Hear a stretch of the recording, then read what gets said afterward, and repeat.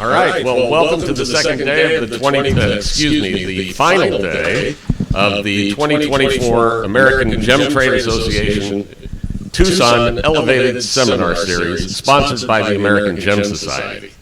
Pearl Power, the historical gem that modern collectors covet, including me. In this session, we have key members of the pearl industry who have come together to talk about the pearl's history, current market conditions, and its ongoing popularity. Panelists include Gina Latendresse, president of the American Pearl Company.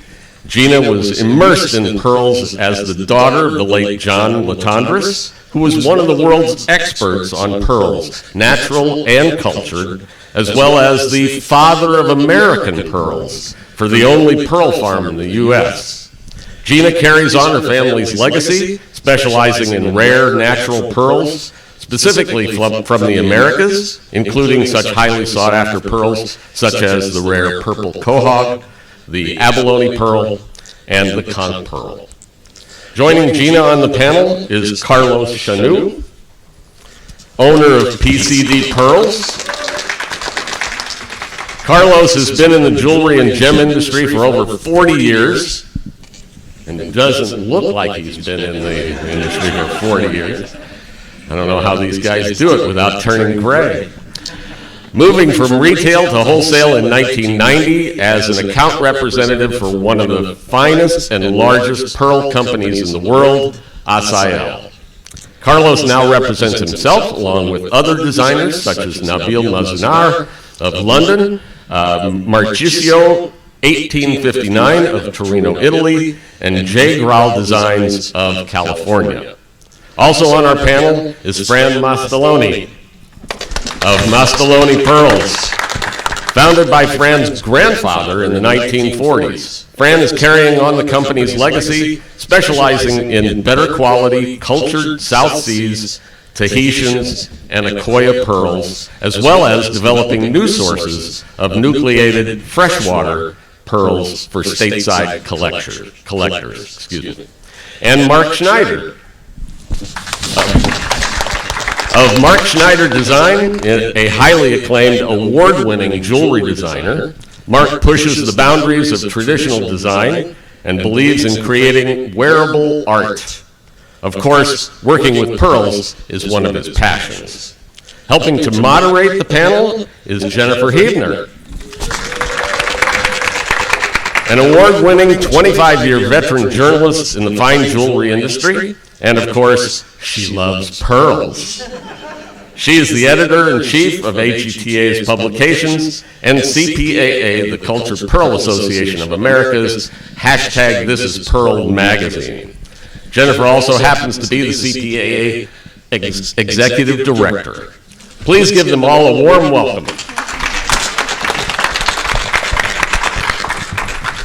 Thanks, Gary. It's lovely to be here with everyone. Thank you for joining us today. We've got a great lineup of speakers here. Everyone brings something to the Pearl table in their own unique way, which is really great. So everyone is prepared a little series of slides. We're going to go through them, and they'll talk about their own expertise and place in the pearl world. And then as I have questions, I'm just going to interject, and this will just be one big friendly conversation. So as we're going along, if you have questions, please feel free to speak up and raise your hand. So we're going to start off with Gina. Every part, we went through this already. So Gina's going to start, she's going to cover her family's influence in the natural American freshwater pearl industry and share how her firm has evolved while still championing now rare natural pearls from the Mississippi River. So we will start with you. This is Gina. Here we go. Hey everybody. Well, first of all, we have to think about American natural pearls and the history of it. It's over 2,000 years old. We know this because there are indigenous artifacts and jewelry items that are discovered in the Hopewell burial mounds in Ohio, which I had a chance to see over the summertime. And as the New World was discovered, we were actually known as the land of pearls. We were very rich in salt and freshwater natural pearls. They were just being shipped from the Americas over to Europe. So if I were to fast forward the story to about 1857, a shoemaker by the name of David Howell was shucking for mussels in the Passaic River in New Jersey. Comes home with a sack of shells, cooks up his clam chowder, and inside he finds a natural pearl. 400 grains. Now there's 4 pearl grains to 1 carat. I'm holding a 60-carat natural pearl in my hand, so this gives you a scale of what size of a pearl he must have found in 1857. Quite rare, extremely rare. Unfortunately, it was destroyed from the cooking process, but his story is significant. Oh yeah, it must have been the most expensive meal he ever ate. But his story is significant because it basically showed everybody in the United States that we had pearls coming out of our lakes and rivers, creating a pearl frenzy. So many lustrous stories in there, but that's going to be for another time.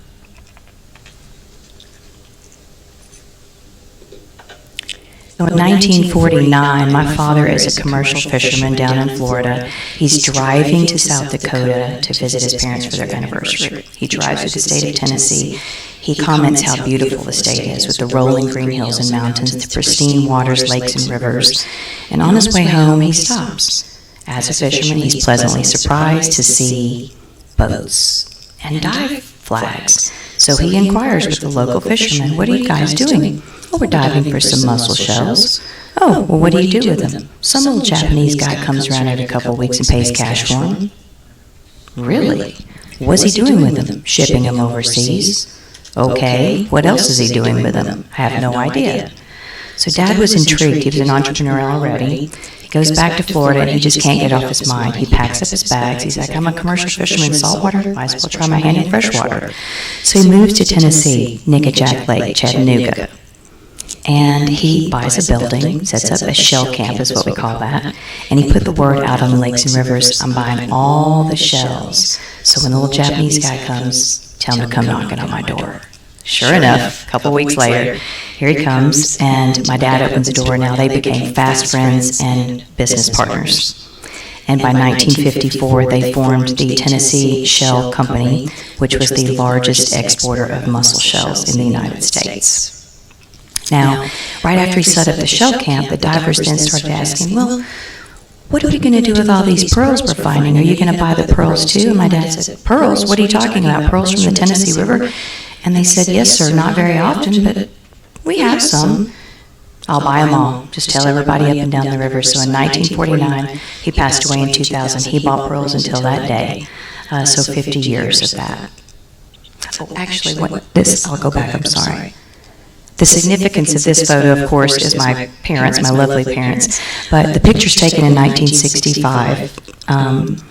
My father, a World War II vet, fought in World War II, only had an 8th grade education, met my Japanese immigrant mother, who barely spoke any English. They fell in love. They were worlds apart, but maybe not in their hearts, right?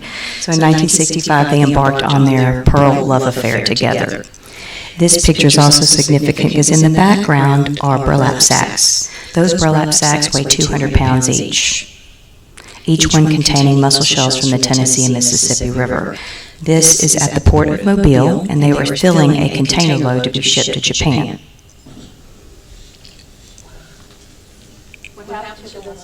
What happened to the ones that got to Japan? Thank you for asking.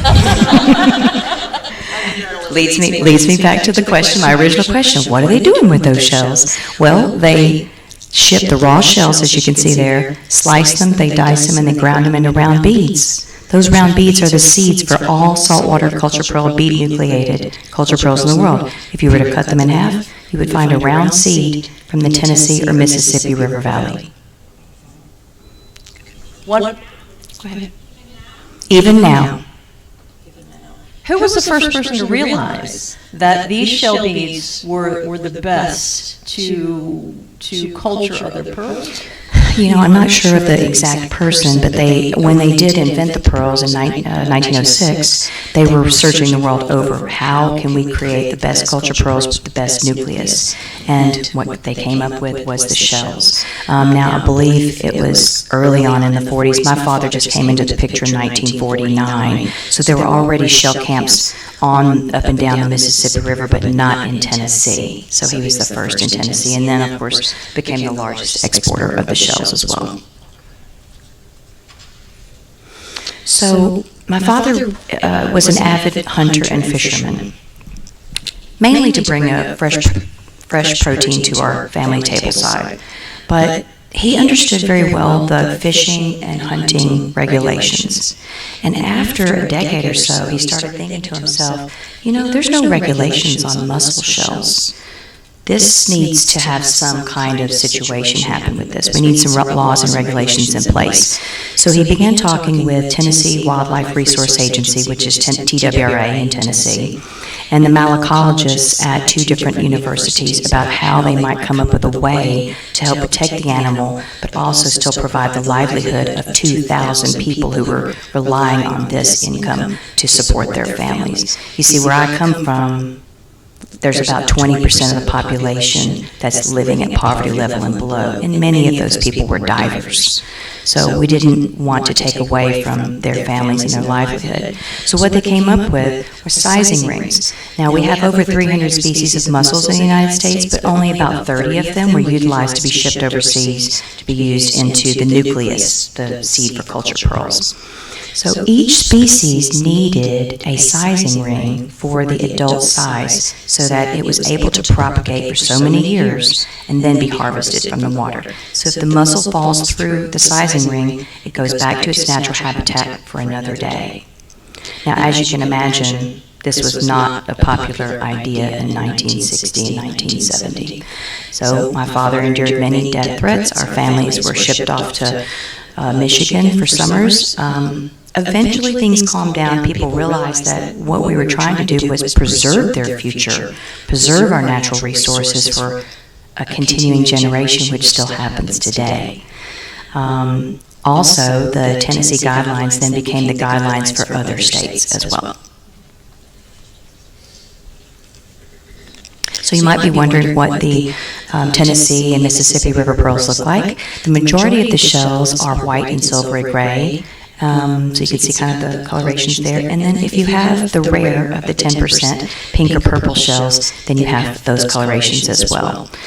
Probably the most famous of the shapes are the wing shapes, but we also have 10% or so that are round, semi-round, button, rosebuds, one of my favorites.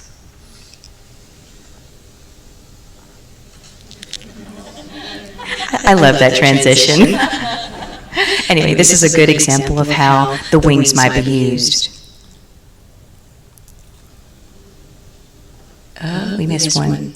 The one before. Basically, there's a large percentage of the natural pearls coming out of the Mississippi and Tennessee rivers that are quite baroque, but it lends themselves very well to designer ideas and imagination. Why do so many pearls from that area? Why are they wing-shaped? There's an area near the hinge of the shell that is where it's opened. It's a filter feeder. So it's open in that one area, so a lot of debris can get in there, so you have to have some sort of irritant to start the natural pearl, and naturally it's going to be growing in this sort of shape and area of the shell. But it's not attached to the shell. So this picture is significant because it reminds me to tell you that the natural pearl statistic is 1 in 10,000. The strands that you see my mom is wearing and my father is holding there are all round natural pearls harvested from the Tennessee River, and it took 25 years to make these 2 strands. So significant amount of time.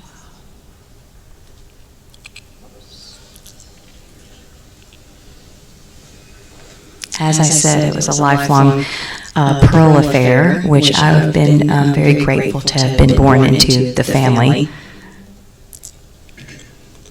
And my hope is the next time you go fishing for the next gemstone or your design idea that you will consider the pearl category. As we're going to find out, we have many options to choose from. So thank you so much. You mind if I ask you a few questions, Gina? Sure. What does the industry look like now where you are? How many natural pearls do people find? Yeah, I think someone came by the booth. Maybe I saw your face in here somewhere. Yeah, asked me a similar question. It's very difficult to come up with that because the divers do their diving, and only when they want to sell the pearls will they come and find me to sell pearls now. Once upon a time, we had 2,000 divers in the state of Tennessee. We now only have 20. So it's a dying career. So again, if you place all of those into it, it takes 1 in 10,000 to find a pearl, and you only have 20 divers as opposed to 2,000 divers. There's a lot more, there's limited amounts of natural pearls coming out. But they still call me. He put the word on the street in 1949, so I'm still buying pearls. Great. So next up, we've got Carlos. Carlos, I know you have an eye for a lot of beautiful natural pearls, some culture pearls as well. You have a lot of experience across different brands, so I'm excited to see your beautiful slides. Oh, I'm sorry, I'm going out of order here. Well, we're going to shift gears. We'll come back to Carlos. Mark, we're going to take it over to you, the jewelry designer for the panel, and how you have used pearls and continue to throughout your career. Well, I've enjoyed using pearls. It's a unique stone. It's like no other gemstone. It has a different feel. You can rub it across your teeth. It's a neutral stone. It goes with everything. Black, white. It suits itself for yellow gold, white gold, or platinum. And it's just, for me, it's very easy to design for pearls. Whereas when I'm designing with color, it's a little different because you got different shapes, different cuts, and things like that. A round pearl is just a perfect white piece of paper for me to design with.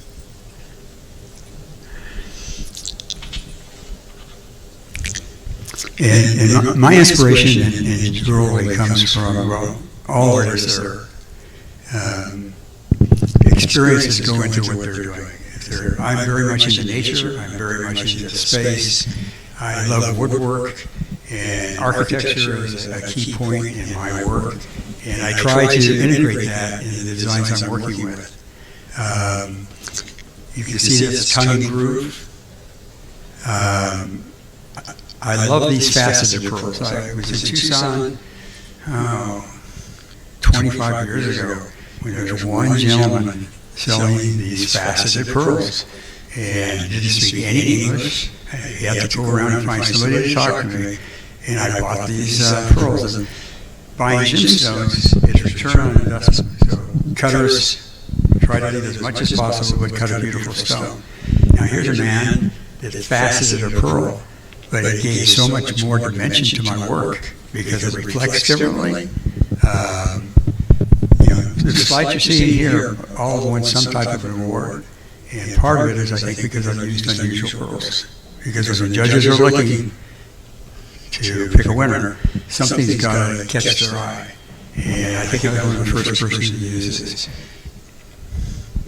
If you look at the, go back to one side. Sure. If you look at that one on the right, it's an opal inlay.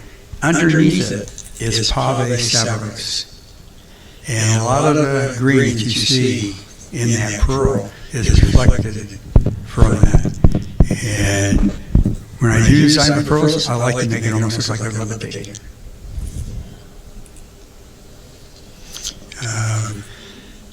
The picture on the right doesn't do it justice. That won the pearl competition one year, and octopus was the inspiration.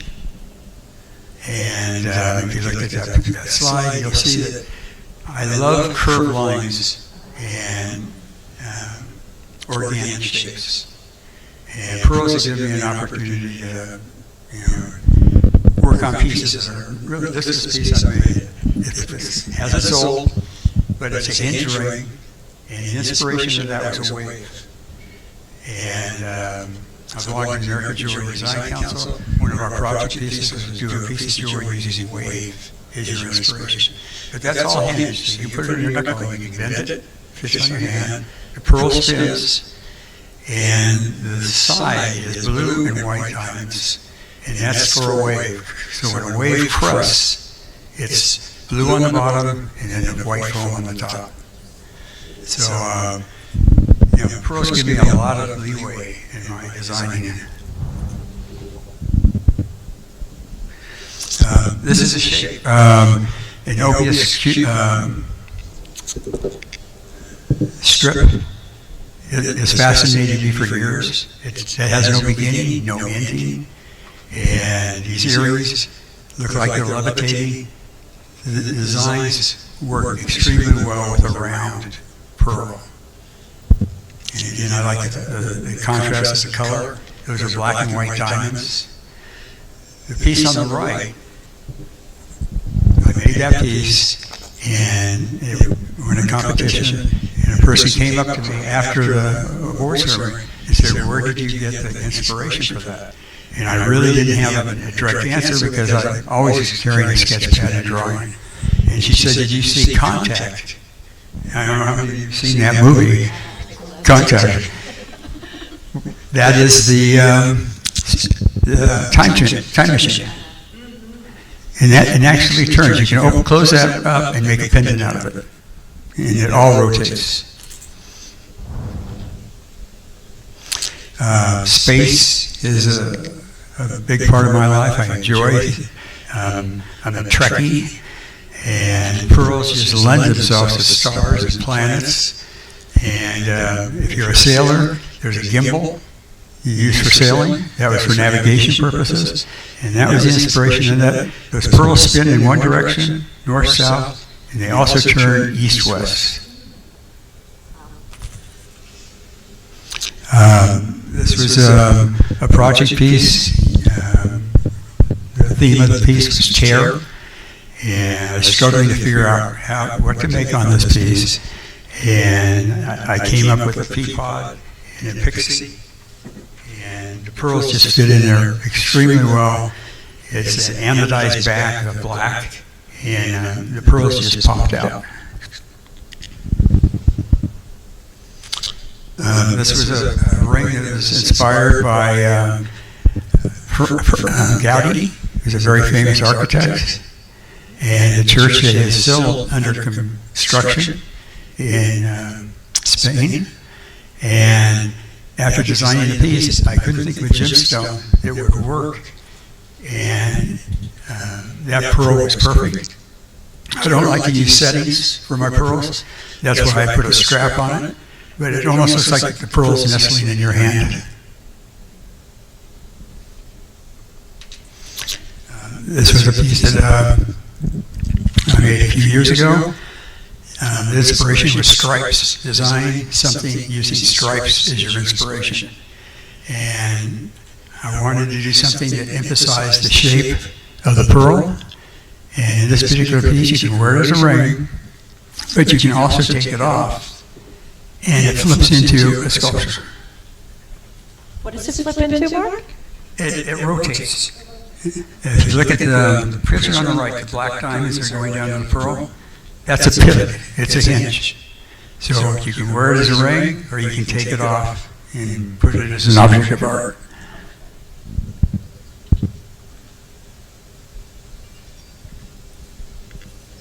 Okay. Well, I have some questions before we move on to Carlos. How often do your customers ask about pearls? Because pearls are routinely a category within jewelry stores that people, you either have a passion for them, or you don't. A lot of people don't have the education about pearls. Well, part of these designs is created a clientele for me. They see something different, and the thing about pearls is there's no two alike, and they go with everything. And they resonate with a lot of people. And my designs are lots of curves and swirls. So I have a nice clientele that appreciates pearls. How about the up-and-coming generation? Do they care or ask about the sustainability aspects of pearls and pearl farms, what they do for the environment, how they're a very positive gem? most of my clientele is special order, and they're already looking for a pearl, or they've inherited a pearl, or something like that. The sustainability, I don't know, that has not come up. Carlos, you ready? All right, ready, Freddie.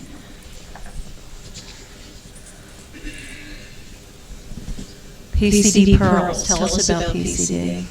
What you specialize in. So, PCD pearls PCD uses just precision cut diamonds. Thank you. Always after kind of a niche item. So I went into very well cut, precision cut diamonds. And after a couple of years, in the early 90s, I could see the writing on the wall that a lot of the diamond dealers were getting smart to the whole thing. Well, if I have an ideal cut, it'll sell for more money. And I'm thinking, okay, diamonds is just getting boring. And I was kind of looking for something that was fascinate me and like look at it. And so I saw a black pearl for the first time. And wow, I was just amazed that something so beautiful like that in its original color could come out of an animal and be such a beautiful gemstone. So quickly jumped into Tahitian pearls, cultured pearl market, and white South Sea, Akoya. Loved all of that. And several years ago, again, it's a big pond that we all swim in this business. And so for me, I enjoy niche items, going after elevated things or something that's not really well known in the industry. And natural pearls was by far the next perfect progression for me. So mellows, cassis, nacreous, non-nacreous, porcelaneous. I mean, there's so much with natural pearls that's fascinating. And really, very little stores sell it or even know anything about it. So pearls for me have always been fascinating and organic. My daughter, several years ago in her early 20s, said to me, Dad, you know, I don't know about your business. You're digging stuff out of the ground, and it just looks like everything is being damaged. And I said, look, sweetie, I can understand where you're coming from, but I said, that's not what's going on here. And she says, well, you deal in pearls, and you're killing animals. And I'm going, no, that's you couldn't be more wrong. It's so I explained to her, I said, in what business can you make something like this, a beautiful cultured pearl, yet what you're doing in that environment is you're cleaning the environment.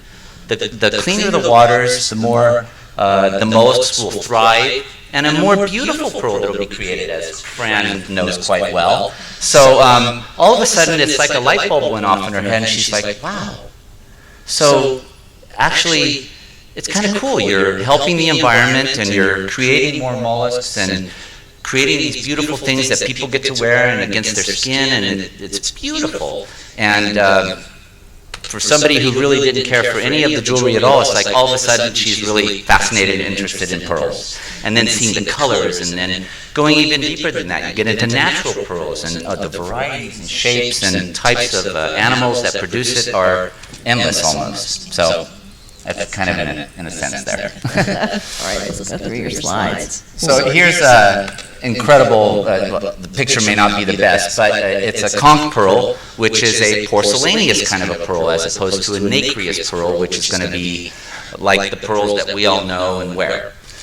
So the conch pearl has a different type of thing that you're looking for. It's flame patterning. When the light hits it, you're either going to see something that's available to the eye, which is going to be a higher quality conch. It's eye visible flame. It's like, wow, the more intense it is, the more it speaks to you, the more valuable the pearl is.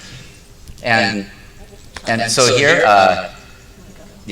So here we have an incredible necklace that I was happy to have for a short time until it found a new home. And these are Teria natural pearls. And all the colors that it comes in. It's just fascinating. So all these are all natural pearls. So to put it together a necklace like this, it's thousands upon thousands of mollusks that were looked at, and one pearl may come out of one, and that's it. So the patience it takes and the uniqueness of it, while cultured pearls are absolutely stunning and beautiful, they're trying to produce a perfect round, but in naturals, it's not about the perfect shape of it, but it's about the beauty of the pearl itself. And when you don't have a lot to look against to see that, pieces like this kind of stand out on their own, and they make a statement. And that's one of the other unique and wonderful things about natural pearls. Oh, here we have one of my favorites, the Mellow Mellow. Talk about flame patterning. Wow. This is one of the more intense pieces, kind of like camping. Intense. And I actually happen to have this with me today. And I'll show you guys. And just the coloration, like the conch, okay? The conch is coming from the Caribbean. The Mellow Mellows are coming out in the range of Indonesia, the Sulu Sea. And it's also a sea snail, a gastropod, just like the conch is. But the conch, when you look at the shell, it's pinkish. And the Mellow Mellow, when you look at the shell of that animal, it's an orangey yellow color. So it is going to produce mainly the colors that's on the shell itself. This was a really cool piece. So again, the Mellow Mellow, the conch, those are new pearls that haven't been put into a piece of jewelry yet. Still waiting to find the right designer or the right store or the right person to do that. But here we have an incredible necklace from the early 1900s.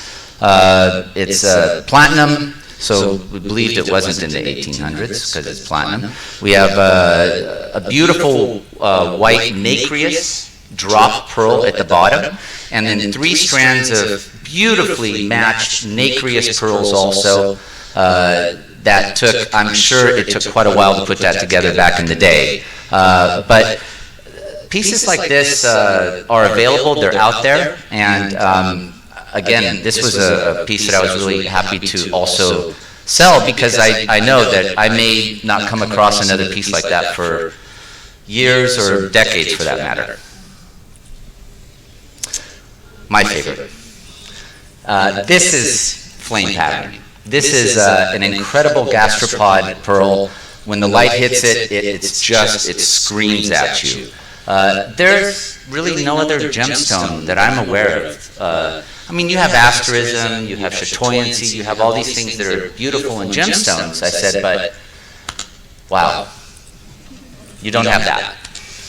So, natural color, natural pearl. Again, you talk about 1 in 10,000. You have to keep in mind that necklace that you saw, the white necklace, the 3-strand, pieces like this, very rare, very, very rare. You'll see it out there, but I'm waiting for you guys to start telling your clients about these things and make it a little more exciting, you know?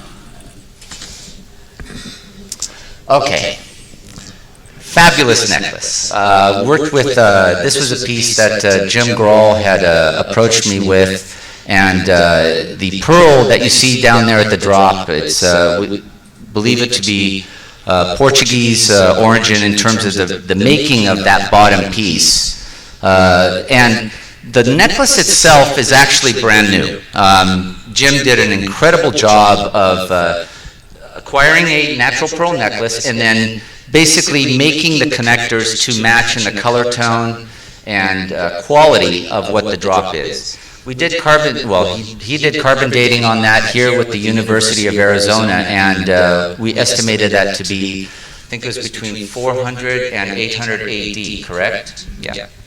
So it is really cool looking. Pearls can dry out over long periods of time. This has several cracks in it, which are natural to it. It looks like it, who knows when it happened, but somebody may have dropped it. But nonetheless, it has, one of the things that I thought was really interesting about this piece is the fact that a lot of pearls can become dull or lose their luster over time, and this pearl has an incredible luster to it still. So pieces like this, they're out there. And I know that there's clients that you have that's like, hey, I have a necklace I'd love to show you, and you know what, it belongs in a museum, and I think you're the person to name it and put it in a museum. I mean, why the hell not, right? a lot of high-end brands at shows. I remember going to Basel for years, and in the Mickey Moto booth, they have the big, beautiful priceless strands and these glass cases with the hot lights, and they'll always have a little cup of water behind the stand to keep the pearl. Keep the moisture. It keeps moisture in the air. Yeah. That's exactly it. Very important. Opal, pearls, anything like that. If you're going to put it in a hot window, put a little shot glass of water in there, and fill it up every day. Because you'll notice if you leave it, after a few days, it's gone. And if this old pearl necklace still has luster, somebody was taking care of it over all that time. Yeah, so I believe that the pendant may not have been worn every day and was still in pretty good shape and beautiful work done to it. So yeah, it was still lustrous, which was quite nice. Wow, okay. So this is a necklace very, very similar to Gina's as well. This is a very rare natural American freshwater pearl necklace. The gentleman who put this together was back in 1905. He spent, at that time, he spent 10 years, is the documentation that I had out from the family, and looked through hundreds and hundreds and hundreds of thousands of American freshwater pearls that were round or near round. So all the other shapes were not even looked at, just the round and near round.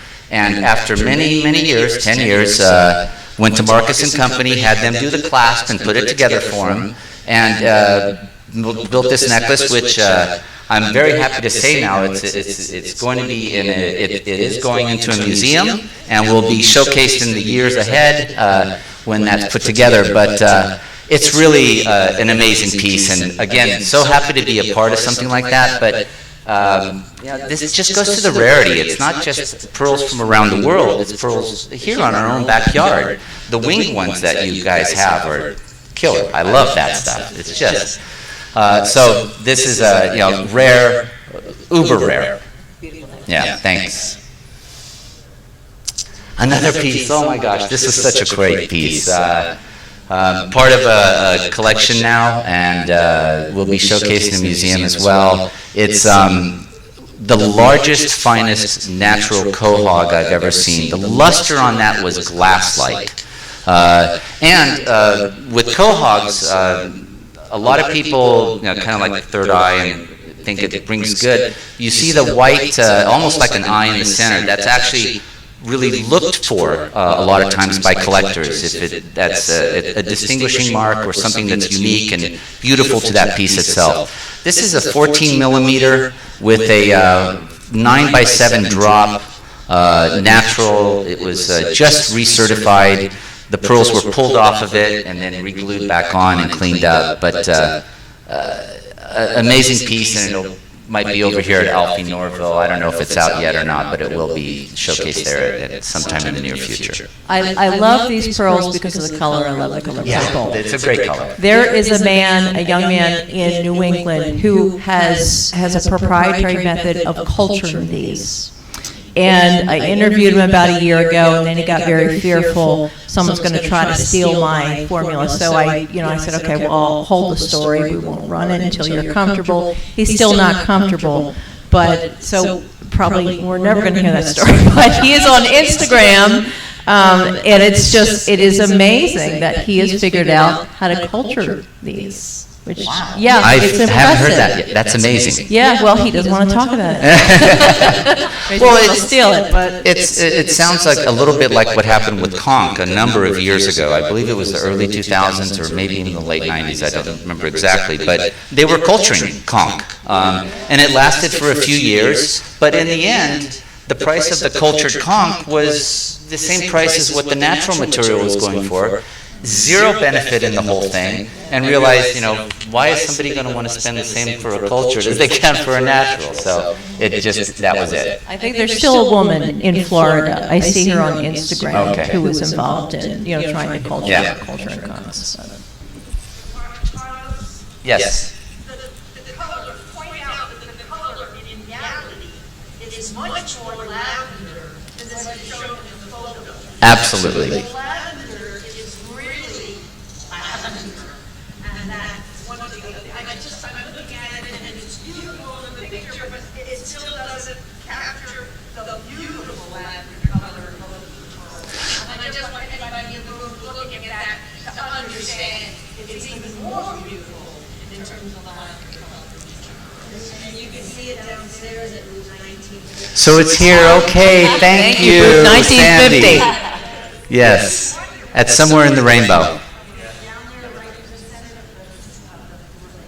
I wasn't sure what I could mention or not mention, so I wanted to, okay, so somewhere in the rainbow acquired it last year, and they're going to be showcasing it downstairs. So you should see it, because then you'll get a better idea of the color. It's a really beautiful, dark, dark lavender purple. Okay, so this is a necklace to show you that, you know, what's old is new. This is the bottom portion, and the actual, all the metal work is J. Grawl design, along with Ildiko Borbet. And they, Ildiko acquired the pearls, and her and Jim designed the piece together. What's really interesting is if you look at the 5-strand natural pearls on the top, those are all super old. I was able to acquire those from the family back, they immigrated to the U.S. in the 50s. The smaller pearls were all purchased from Friedlanders in Berlin back in the 1850s. And the family held on to that necklace, and they came with not much when they came to the U.S., but this was one of the few things they brought with them. So really excited to have that to be part of this piece. But here's an example of a piece that is yet to be named and placed in a museum or worn by somebody. It's new, it's spectacular, and to have the right clients that I'm sure all of you have at least one or two of those angel clients, the ones that every store needs to have at least one or two of. And this is the kind of thing that speaks to them. They can name it, they can donate it to a museum, or even just keep it for themselves and have something absolutely off the hook. So it's out there. Okay, before we move on to Fran, I'd like to say I know Rapaport has a booth downstairs, and they have natural pearls from Bahrain. Which is are you all aware that Rap is here and they have a booth of natural pearls? It's fascinating. Bahrain, of course, is birthplace of the natural pearl industry, and it's they have about 2,000 divers now. I went there in fall 2019, was able to cover it for the publication, and it's a fascinating industry. They used to have many more divers, but now they have about 2,000. It's all individuals. It's not big companies, and they all dive. They do other things to supplement their income. Very rare to find any natural pearls. Oftentimes they will go and sell them. There are big pearling families there who will make pieces into finished jewelry that largely for the Middle Eastern population. But what RAP has done has made it possible for all these little independent divers to have another pathway to sell their pearls and to make them available to this market. So collectors in this market, if your customers love cultured pearls, beautiful cultured pearls, this is a next level product, all these beautiful natural pearls that we're talking about, the flame patterns, the nacreous ones. So it's just another special client for the collectors that, Erica, Courtney likes to talk about. So very special pieces here, very rare to find. And what's fascinating, another fascinating thing about Bahrain, when I landed in the airport, there is a sign in the airport that says, no cultured pearl sales. You are not allowed to sell cultured pearls in that country. Did you guys know that? They are still bitter over the cultured pearl industry. They will not give it up. You are not allowed to sell them there. You can wear them, you can buy things in other countries, but you are not allowed to sell cultured pearls in Bahrain, which I thought was fascinating, kind of funny how they just won't give it up, the bitterness. Okay, Fran, we're going to move on to you. Fran knows a lot about cultured pearls, your family. Tell us, Fran, a little bit about yourself. I'm third generation in a straight mainstream cultured pearl company. We do what we sell now. It's been a good ride. It's been an incredible experience. But I think what I'm going to do today is to speak about the current state of the pearl world, which can be summed up basically as turmoil. I think what I'll do is, give me something there. What's going on now with pearls? Well, yeah, let's start with that one. Pearls are hot.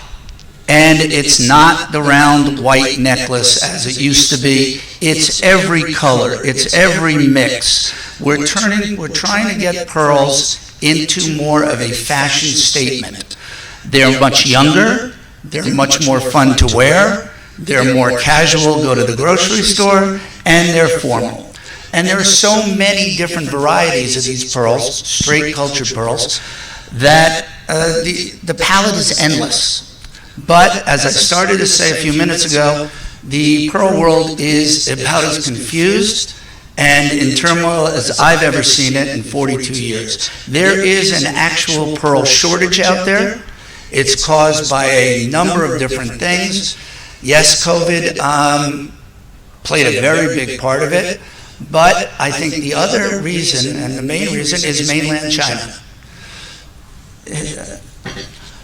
It started out, let's say about 3 years ago, 4 years ago, and the person on the left there is a Chinese influencer named Nini.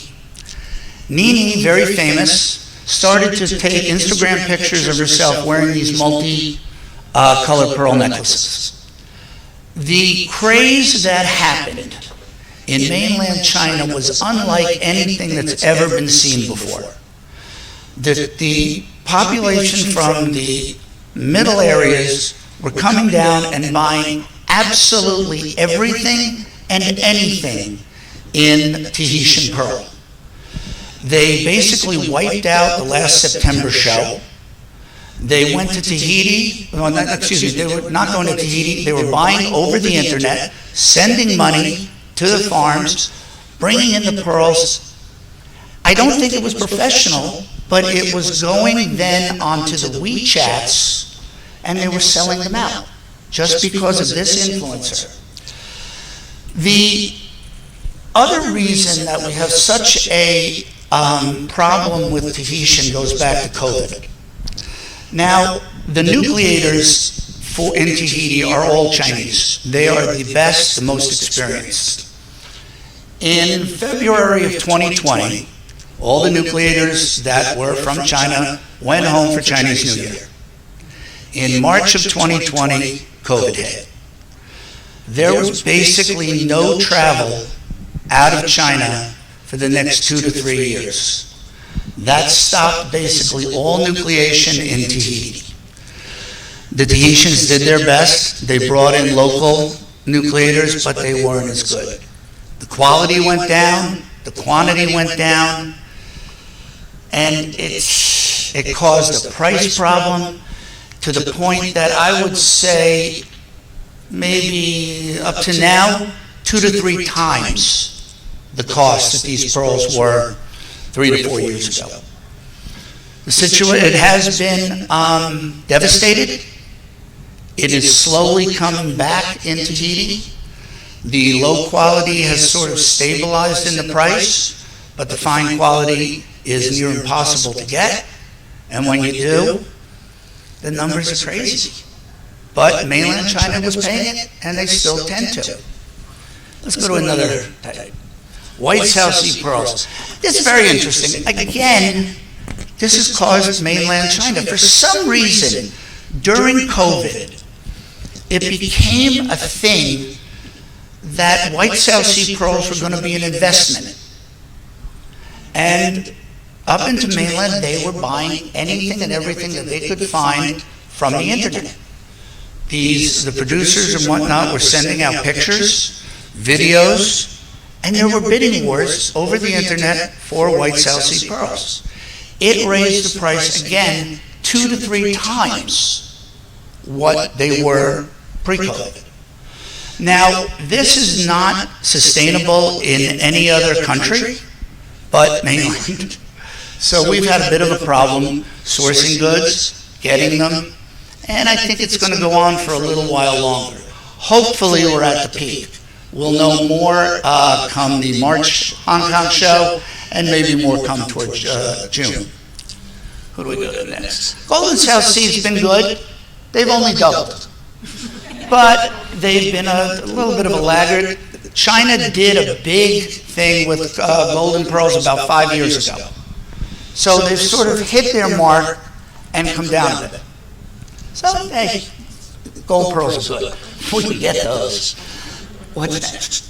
The Akoya. Now, this is another, we've got big problems in Akoya. Akoya production has been steadily going down for the past 10 years. There's a number of reasons for it, but let's speed forward to COVID. When that happened, the farmers, for the most part, didn't put anything into it, and a lot of farmers didn't come back. The average age of a Japanese pearl farmer is between 58 and 60 years old. So we're losing a lot of the farmers. This is causing an absolute shortage. Now you throw mainland China in. They were going crazy with their pearls, and they want Akoya. Same thing. Internet auctions, internet viewing, raised the price almost 4 times what it was 5 years ago. How is this going to end? I'm not really sure. But I do believe that the Japanese are knowledgeable to the fact, the ones I've spoken to anyway, that you have to have more than one market. So they are actually trying to put pieces of the pearls into different markets, Europe, America, South America, etc., just to hope for as the frenzy ends, the other markets will be ready. So there's some hope there. This is a really boring chart. This shows the depreciation of the shortage of the amount of weight cultivated in Japan over the last 8 years. It's just going down, and the price keeps going up. So I think, as I said a few minutes ago, I think we're at a turning point. We may have hit peak. We're not going to go for a little while longer to really understand it, but hopefully. We've been all right, and we've had good deep inventories. We're all able to source what little we can and make it up with the stuff we have. It's a very hot product. It's doing very well. Mixes are fantastic. And, hey, we got a future. It's just a little cloudy. Like to Have any questions, please? like to add something about the Hong Kong show in September, the Robert Wan auction that didn't happen. We heard after Hong Kong in September, Robert Wan routinely does an auction of his pearls in September. And he had one lined up, he had buyers lined up, then a day or two before the auction, he canceled it because a buyer, an Asian buyer came in who wasn't even in the pearl world, he was in real estate, I think, and he wrote him a check for millions. And this was all, and Robert Wan said, of course, and I fact-checked this with him, and he said, yep, I can't turn that down. And of course not, pearl farming's very hard. So if someone comes up to him with a check for millions, sorry everyone, yeah, I can't turn that down. So, yeah, that was fascinating. Actually, the gentleman that did this paid 30% over the reserve price and bought absolutely everything. Now, you're all in business, you all have specifics that you like. Nobody can use everything. I mean, every shape, every color, every quality. It just made no sense. But it happened, it was canceled, and then another 6 months harvest is gone. So we'll see what happens. Yeah, I know, crazy. Does anyone have any questions? Yes.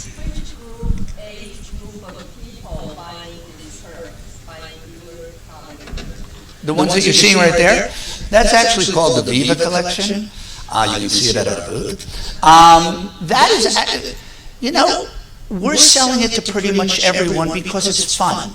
Because you're not taking yourself seriously with the same white strand of pearls. When you wear that comprises of about 6 different sizes. and you see a little bit of flow. It's a fun necklace, and that's what we're trying to get pearls to be, a little bit more fun. So, look, we've had stores, it's young, it's middle, it's old, it's casual, it's wearable. So the traditional white threaded pearls no longer accepted by the younger generation? Well, you know what? They need them. They use them for occasions. We still find they're very important at weddings and things like that.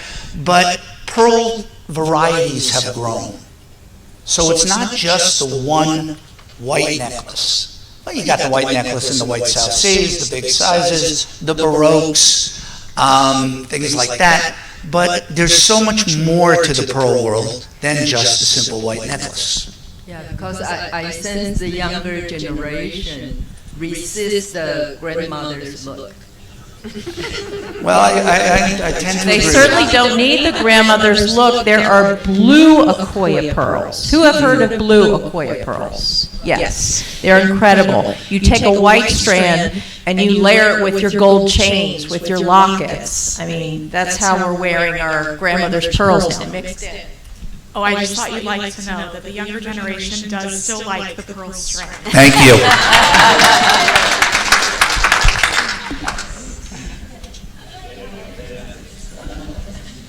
I know, Carlos and Fran, of course, I know you have a passion for, of course, Gina, your passion for freshwaters and your usage in Mark's pieces.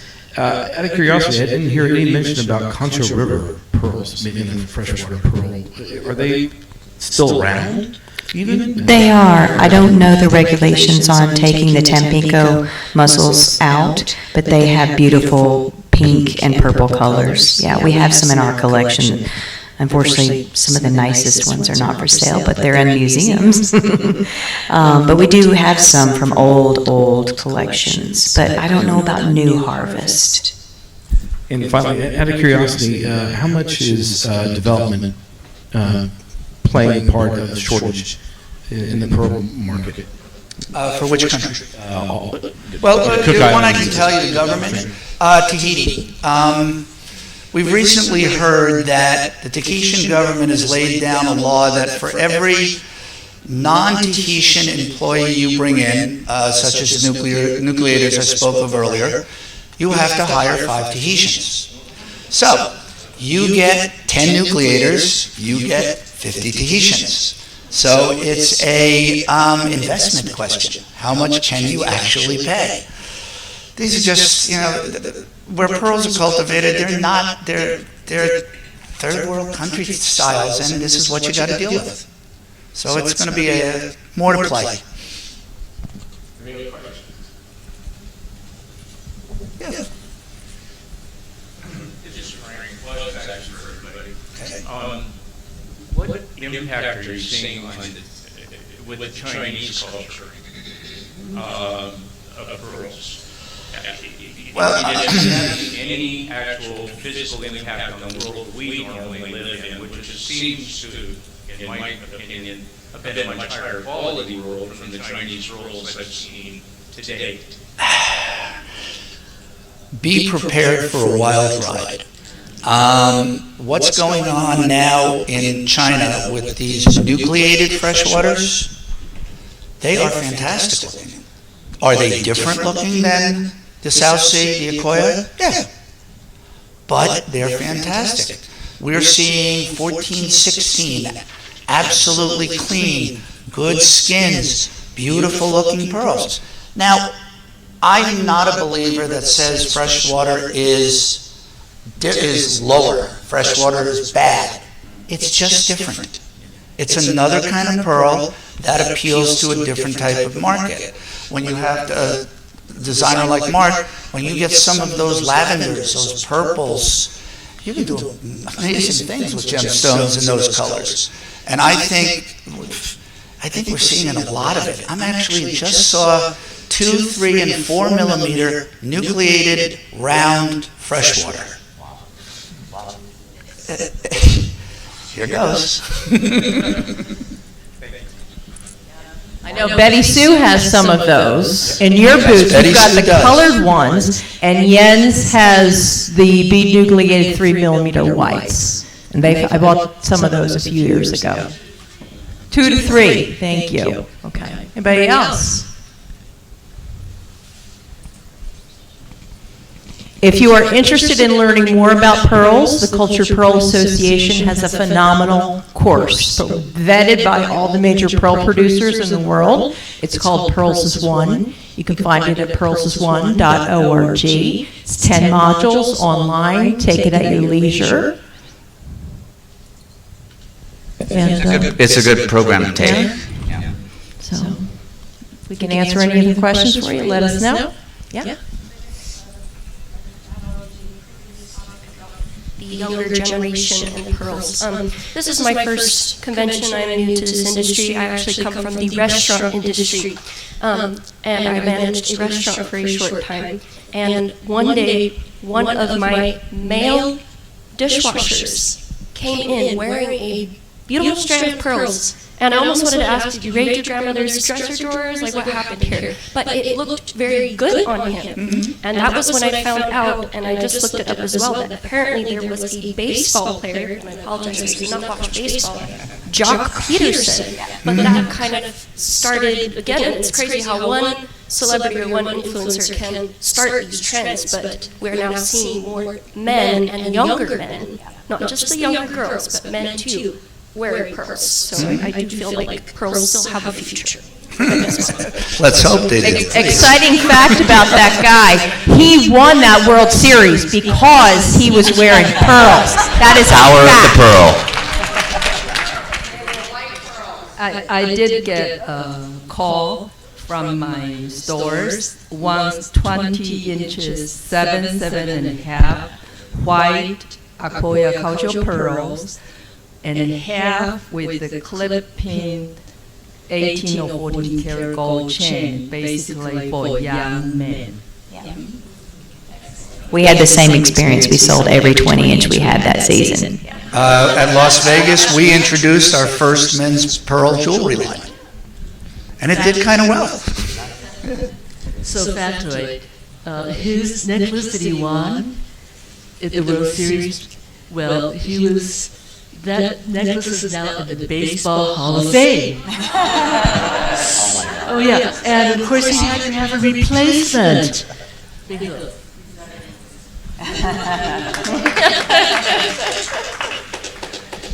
Any other questions? Yes, oh, great.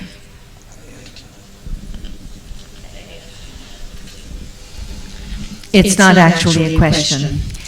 I've been listening to these phenomenal, passionate pearl lovers such as I am. I love them because their passion is possibly even greater than mine, which is hard to beat. So having you here, this particular group here, to comment is really, I don't know if everybody in this room appreciates the wealth and the value of the knowledge that these people have offered.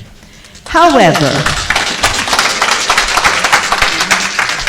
you forgot to mention one important thing, but I think you will all agree with me.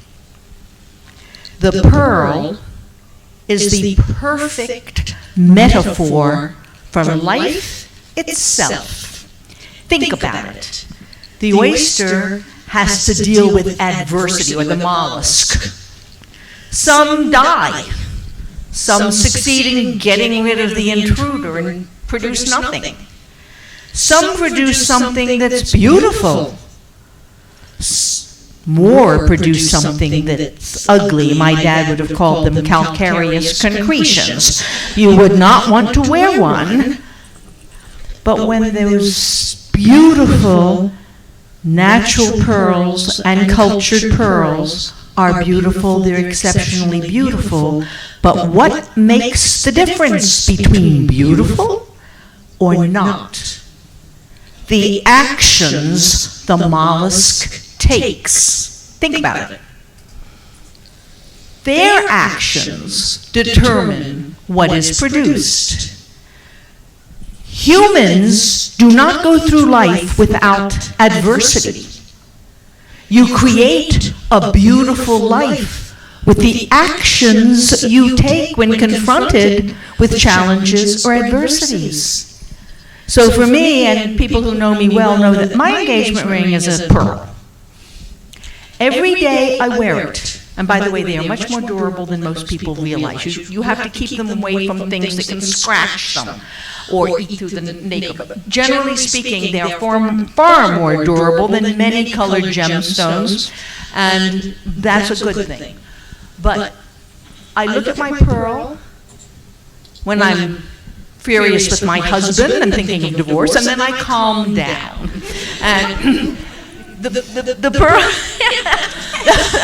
the pearl, when I'm dealing with my own challenges in life, or confrontations, or moments that are less happy or desirable, I look at the pearl and I remember the choice as to how I will deal with that and my feelings is what I choose to do, and it's the actions we take. And the pearl reminds me every day that my actions matter.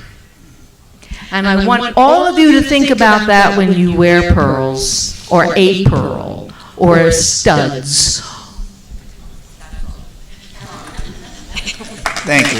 Thank you. Thanks, everyone. And if you want to know where some funky, really cool, different pearls are, I'd be happy to give you some tips. Yes. Yes.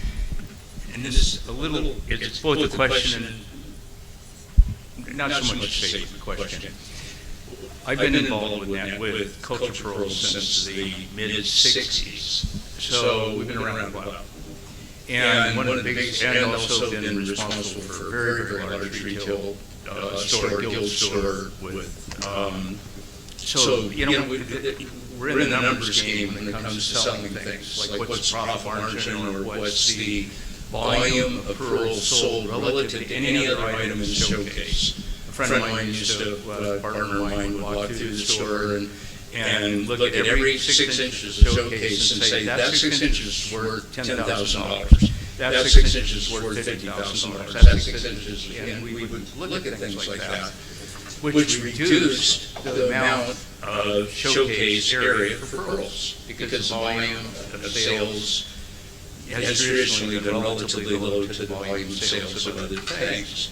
So that is something that I can't crunch numbers on any of that, but the question that lives with me is simply one of education. You know, we're in a country that is the least educated in the world of pearls, by far. And when we come to natural pearls, because Carlos and I obviously have a relationship that is very deep and very old, and specializing in natural pearls. And so I think that the only thing I want to bring up is that, well, everybody up here, and all but Mark, I've known Frank, and I years ago have done stuff together, and I've known Gina since she was born. So, you know, we've been around a while. But the point of it is that for the people in here that have retail stores, or the people who are brokering and you're selling to their clients, without, I can't remember who brought up the point of over, I think it had something to do with diamonds, and maybe it was in the previous lecture when Kimberly Collins was talking about the fact that, you know, you can sit down with the client and you can say, well, here's the cert, here's the proportion, here's the yada, yada, yada, everything that makes a diamond desirable to us on the inside of the industry. But we can't do that with people in the pearl buying market. It's just noise. They don't have the time to retain it. They don't have the capacity to visualize it. They don't have any of those tools. It's entirely up to us to educate that clientele, and we are very lacking in that end of it. And I don't mean that in any way that's negative. It's all relative to the percentage of sales. I mean, why would you invest, you know, X number of hours with your staff training them in how to sell a pearl when it only accounts for 2% of your sales?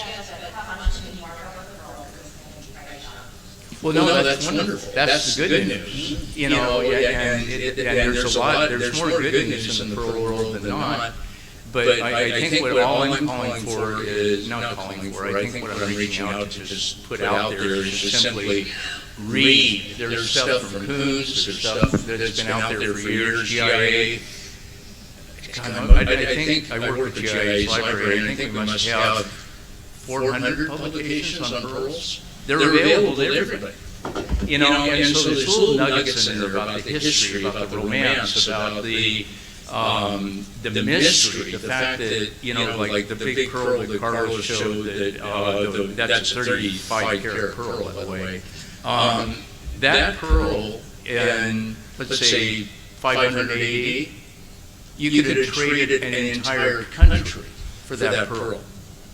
And what we've done in our current society is we've lost the relationship of value to pearl and rarity and all the other things. So everything everybody has brought up is absolutely wonderful. I'm a fan and enthusiast. I have nothing negative to say. But I am one to encourage people to just become more educated about it so that they can train their retail staff in a way that can romance the pearl, not just simply put out the specs on the pearl. That's all. I mean, I know it's just kind of afterthought, but it's my job.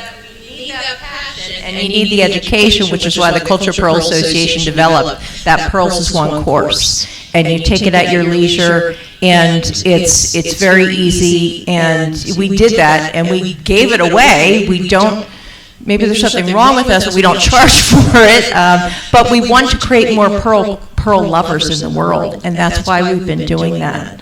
So, but yeah, there's a lot of promotion for diamonds, because the Diamond Council believe the miners invest in promotion of diamonds. That's why for a long time, that's why 55% of everything sold in this country is a diamond, and that's why we have 2% of pearl sales. So we'd love to have more promotion of the general pearl category. It's something, you know, we love to see, but, you know, we do the best we can, but we rely on the retailers to bring that passion to the counter. There's a lot to be excited about in pearls. And if you don't have room in the showcase for pearls because it doesn't have the price point that you need for that $600 or $1,000 space, just do what my mom did and wear it. So when my father would wear jewelry out on the golf course, he would make the sale for the week. And then my mother in the store did the same thing. If you wear it, it's going to gather more attention than if it's in the case. So if you don't have room in the case, wear it. 100%. Thank you.